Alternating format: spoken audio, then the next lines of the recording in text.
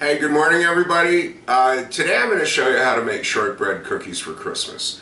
Now, you can make these any time of the year, but considering how good they are and how potentially, I don't know if habit forming is a strong word. Well, you can't really form a habit after you ate all of them, right?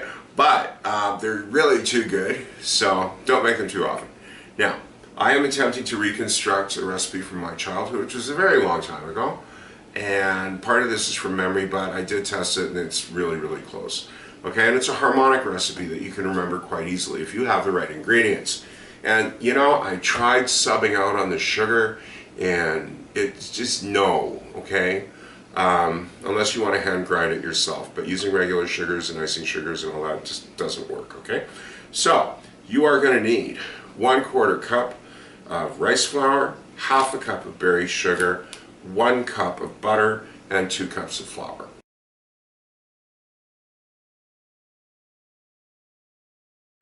Right? It's that simple. Oh, and there's one ingredient that's not on the counter, patience. Because after you make these, you've got to let them set and rest in the fridge at least several hours, probably at least 6 or 8 hours, preferably overnight, okay, before you slice them and bake them. Now, I'm using salted butter. You can use unsalted butter. The reason I'm doing this is I remember when I was a kid we didn't have money for stuff like that. So it was just regular butter. And they taste just fine, okay? So get your butter out. 1 cup of butter. That sounds so much more slimming than half a pound of butter, right? But just say it in cups and you'll feel better. So what you do is get a knife and start chopping it off in chunks. Because the temperature of the butter is really important. Don't try to make these in the middle of the summer. That's why they're good at Christmas, because the house is cool. If you make them in summer, you just get like a greasy mess. So the catch with the butter is you want it soft enough to work with without starting to melt. Okay, so you're going to just chop it in these chunks and let it sit on the counter until you get the flour mixture ready. That's looking pretty good. So just set that aside.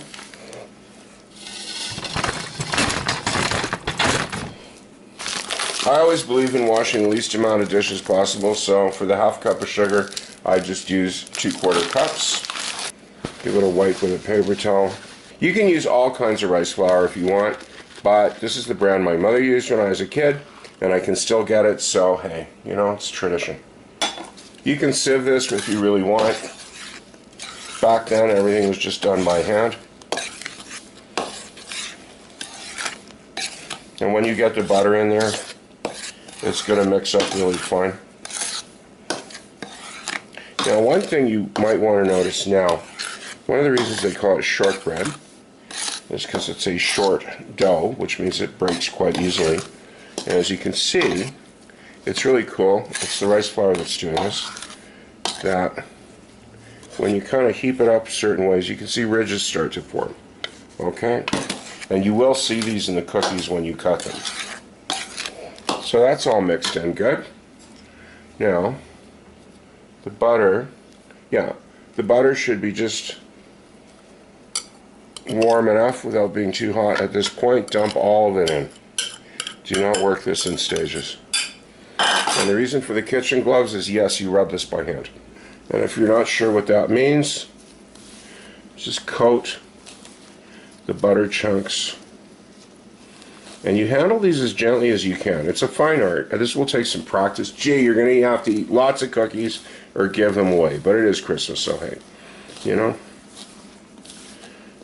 And no matter how bad you get it, think about it. Anything with half a pound of butter in it can't taste that bad, eh? Alright, so once you've got these coated, then what you do is you start rubbing them between your fingers like that, and just kind of rub them and drop them. You want to touch these, you want to get them as fine as possible and touch them the least amount possible. I mean, that doesn't make any sense, but that's what you have to do. What you don't want to do is just hold a lump of butter in your hand until it starts to get all greasy and melt into the flour, because then the cookies definitely will not come out good. Okay, so now I'm nearly done, and you can see all these lovely little crumbs here. So what you want to do is just rub it between your palms and associate any lumps of butter that might still be remaining. If you do, grab some, mix around it and just rub it between your palms quickly that it breaks up without melting. Okay, if you've done everything correctly, you will reach this magical state here where you just kind of pick through it quick with your fingers. There is no big lumps that you can find. Yeah, okay, so it looks like sand, okay? And if memory serves me correctly, in French they call this sablé. Sable is sand in French, so. Now, so when you're at the magic point, what you should be able to do is grab a lump, press it between your hands. Look at that, it forms, and as soon as you touch it, it breaks apart again. Okay, this is when you're ready to form the logs. To do so, you are going to get a fairly large chunk, about cookies sheet size, of parchment paper. When I was a kid, my mother used wax paper because we couldn't afford anything like that. And either use the spoon you've got and separate approximately half of the mixture onto one sheet. This is going to make 2 logs in the fridge.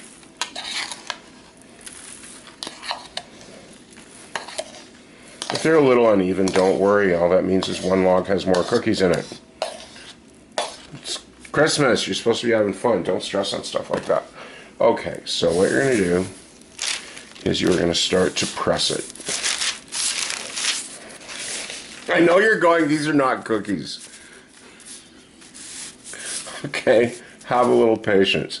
So what you're going to do is you're going to start to press and start to press, okay, and then bring the paper up and squeeze it between the paper.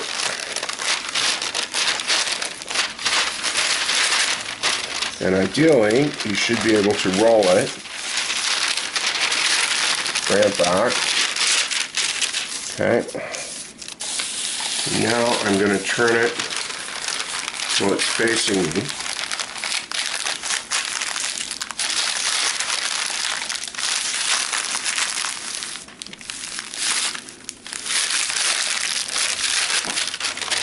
Lift it up, push the ends in. Yes, it will crack. You can see right in the middle. This is the reason you're going to keep it in the fridge for several hours. Okay, so all the butter and the flour get to form this lovely solid mass that then you can then slice without it turning to dust on the cookie sheet. Which is probably one of the reasons people only make these at Christmas. Yeah, they're really simple to make, but they require some patience. But the result is so worth it, trust me. Okay, so now you're really going to start to press. Any heat that transfers through your hand is fine, because what you're basically doing right now is just welding the crumbs together so they just don't go everywhere. This is the fine art part of it, okay? And if you can weld them just right without handling it too much, it's like pie crust. You'll have a lovely product at the end that, see, that's still breaking. You haven't hit that magical heat point yet, but at some point you should be able to turn it over, nearly. Let it break again. See, the reason I do it in the middle like this at the beginning is that I don't want all the stuff coming off the end. You want to get as close to the end as possible without going over.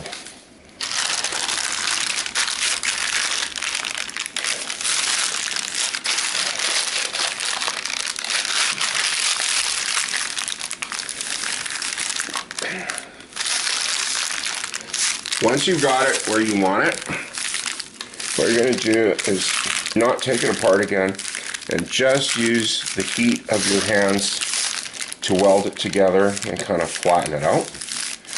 The reason you're doing that is so all the cookies look the same after. But if you're just starting out and you've got crooked cookies, well, and you're ashamed to give them away, you still have to eat them. Outside voice.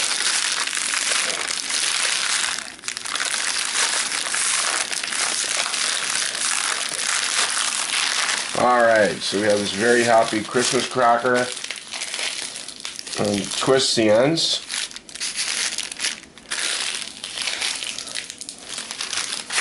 Give it one good last press. And leave that to sit in the fridge for at least 6 to 8 hours, preferably overnight.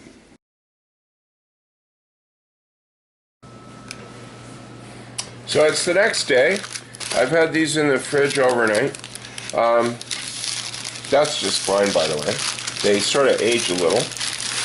Okay, so what you have to do is when you unroll these, be very, very careful not to break them.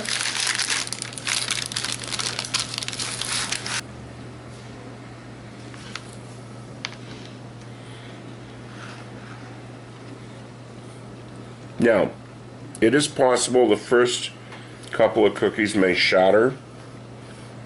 If that happens, what you should do is let the roll warm up a little.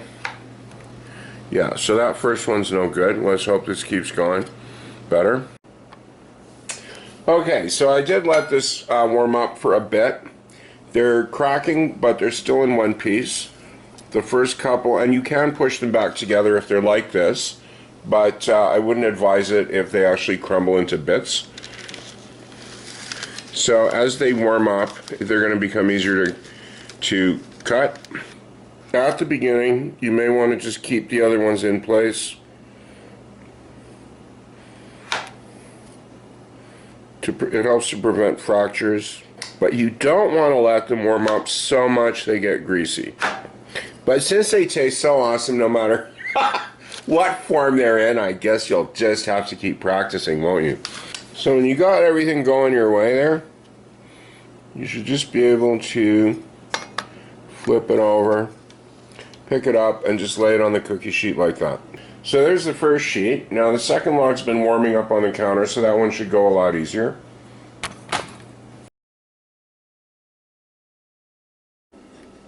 These have just come out of the oven, 50 minutes at 275 Fahrenheit, and they're quite nice, as you can see. Some of them, yeah, you got to watch the time, because if even a couple of minutes extra will cause them to start to brown too much. Now, as you can see, the ones that didn't have cracks came out beautiful.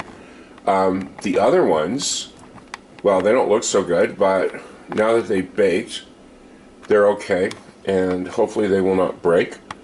So we'll find out. Here, I'll just pick a wretched looking one over here and see what happens when I pick it up. That's the true test. See? Yeah. They might look like, you know, clay creations, but they're in one piece. Yay. Now, when you do transfer these, try to be careful not to drop them. If you actually drop them on the cooking rack, on the cooling rack, yeah, they'll break. Okay, but see, this one here looks fractured, and it's in one piece.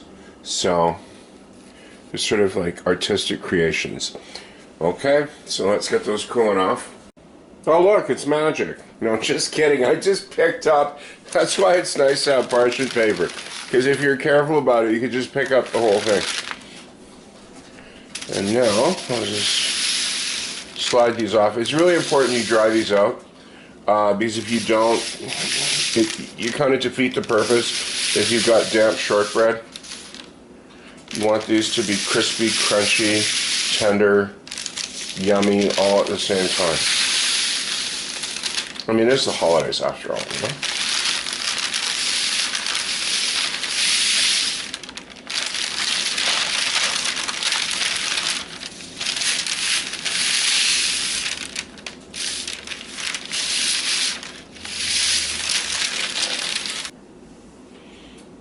Oh, and since one flipped over on its own, you can see that that's how dark they should be on the bottom, okay? You don't want them darker than that. Oh, and now I've touched it, I guess. Here, you can hear it.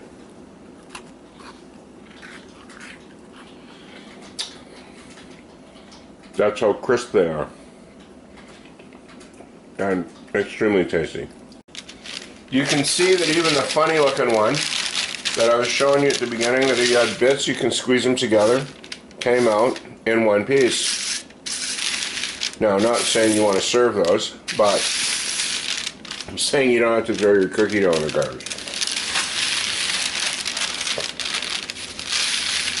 Even that one that had a horrible wretched crack in it is still good. So there's a plate for Santa, and all I gotta say is he better get here on time or they're gonna be gone. Alright, so give this a try and Merry Christmas, everybody.